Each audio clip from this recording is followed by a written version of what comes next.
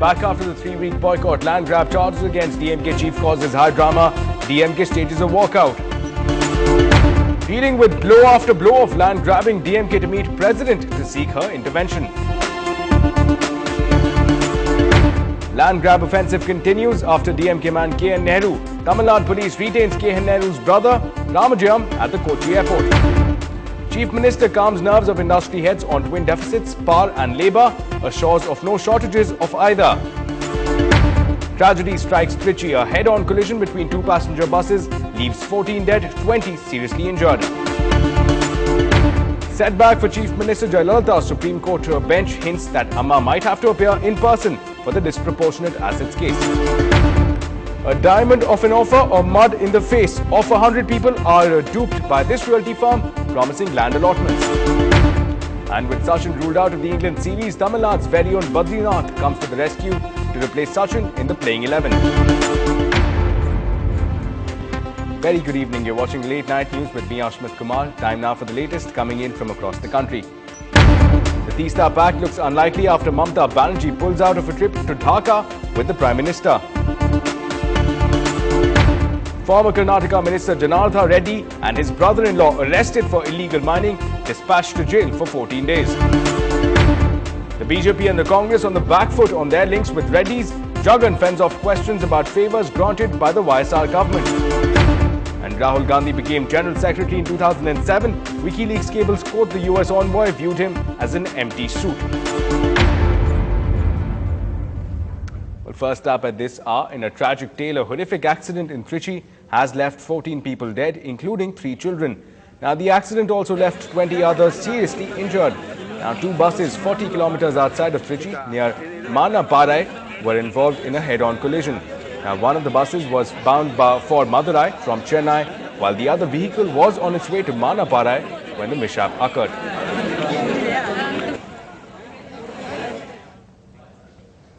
Well, the members of the DMK once again walked out of the assembly, alleging that they were not given an opportunity to react to a special mention by the Speaker on DMK leader's land grab issue in the assembly. Have a look. The DMK returned to the assembly after a 3-week boycott and promptly walked out again as a special mention was made on alleged land grab by DMK leaders, including the party chief M. Karunanidhi. When Durai Murugan, the DMK's deputy leader in the assembly, was denied permission to intervene, there was a lot of shouting by the DMK members, which ended in a walkout.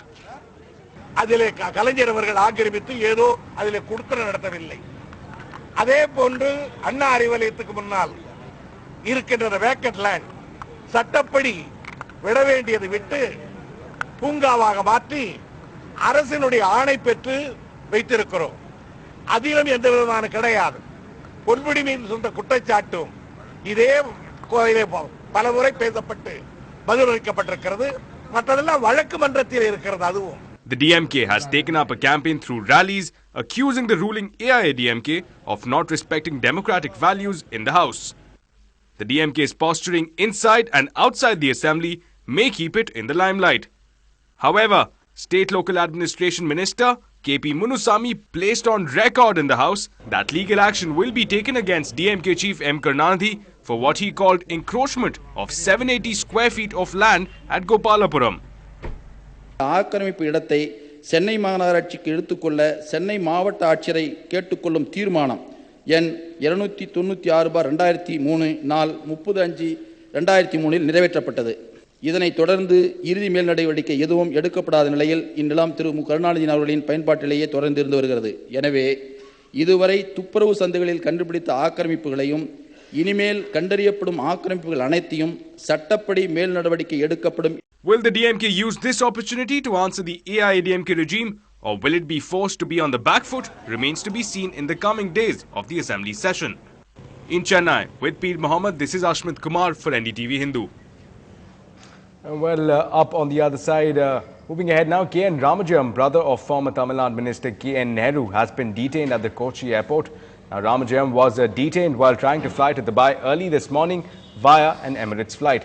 Now, this comes close on the heels of the arrest of K.N. Nehru himself in the land grab case a few days back. Now, Jayalalitha government is cracking down on land grabbers in a big way.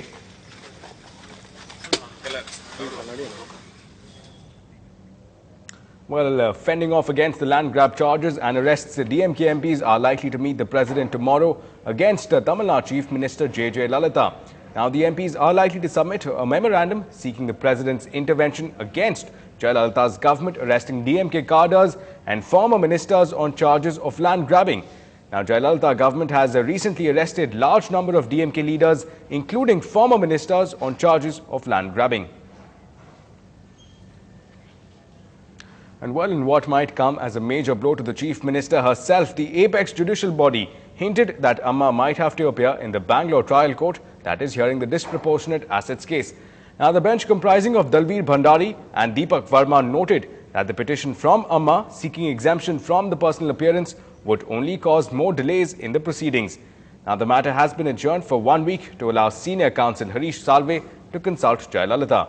Now, earlier, Amma had sought exemption from personal appearance in the case under Section 313 of the CRPC, citing security concerns. Now, the bench today noted that it could direct the trial court to make the necessary security preparations. Now, the disproportionate assets case was slapped on Amma on charges of accumulation of wealth to the tune of 66 crores between the years 91 and 96. And while Chief Minister Jayalalitha today told the House that her assets are worth 51 crore rupees, she said that there is nothing to hide in the assets owned by her. Well, meanwhile, the DMK chief Karunanidhi was quick to react to the day's developments. He took a sarcastic jibe at the AIADMK in reference to the land grab charges on him, and he went on to milk the Supreme Court's observation on disproportionate assets case for political brownie points. அவங்களுக்காக வாழாட வந்த சால்வையை அழகிய சால்வை பார்த்து அந்த எல்லாம் தெரிவிச்சதுங்களா இந்த கோர்ட்டில் வந்து எத்தனை தடவை தவறை வாங்குறது நீங்கள் சொல்லக்கூடாது அந்த அம்மாவுக்கு அப்படின்னு அட்வைஸ் பண்ணிருக்காங்க. நீங்கள் அட்வைஸ் பண்ணாங்க அப்படின்னு சுப்ரீம் கோர்ட்டு இந்த வக்கீல்களுக்கு அட்வைஸ் பண்ணியிருக்காங்க. வாங்க வந்தவங்களுக்கு இது நல்லது இல்லை. நான் வந்து நேரடியாக வந்து ஜாரியை சந்தைக்கு சொல்லுறேன் அப்படின்னு சொல்லிட்டுருக்கிறாங்க. உங்கள் தீர்ப்புக்காக நான் விட்டு விடுகிறேன். Well, meanwhile, responding to the WikiLeaks controversy in damage control mode, TKS Elangovan, the DMK spokesperson, responded on the back foot. He remarked that the DMK did not interfere in other parties' affairs and also said that the views expressed were those only of an individual and not of the party.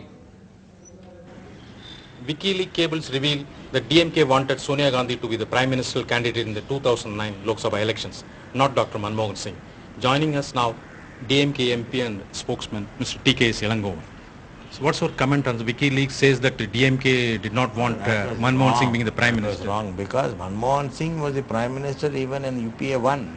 So there is no question of we making any suggestions, and our leader is very categorical that he will not interfere with the affairs of a alliance party. That is not our work. It is for that party to decide on their leader or their Prime Minister. We have nothing to do on that.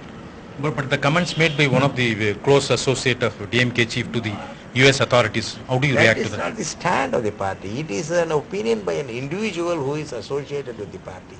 That you should not take it for as the stand of the party.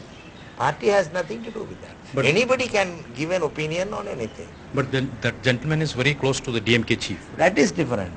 He may suggest certain things. See, he is not an active party office bearer. He is not the spokesperson. He is not the general secretary or any other secretary. He is closely associated with the party because he likes the party. He may have his own ideas. That doesn't mean that it is the party's ideas. So Sonia Gandhi being the Prime Ministerial candidate, it's not DMK view at all. I will tell you, earlier when Sonia Gandhi, the opposition party said that Sonia Gandhi should not become the Prime Minister of this country because she is a foreigner, our leader had clearly stated that she can become the Prime Minister and she should become the Prime Minister. So that was the standard before 2004. When she herself chose Dr. Manmohan Singh as Prime Minister of this country, we have accepted it. And it continues, that arrangement continues. But before 2004, your opinion was that she is the right candidate for the Prime Minister. No, when the opposition said she cannot become the Prime Minister, we said no, why not? She can become the Prime Minister. See, we cannot direct a party to choose its own leader. It is their prerogative, their MPs, their party which has to decide on that. They are our good allies. We have been contesting elections for the second consecutive term. So it is not for us to interfere with their affairs. It is not the DMK stand, and our leader is always clear that we cannot interfere with the affairs of the other party. Thanks. That was Mr. Ilangovan saying that it was not DMK stand, it's the stand of an individual who was, of course, close to Mr. Karunanidhi. In New Delhi, Arunachalam Vaidyanathan for NDTV. Well, still ahead, power and labour haunt the industries in Tamil Nadu, but Amma assures that she's on a war footing. More details on the other side.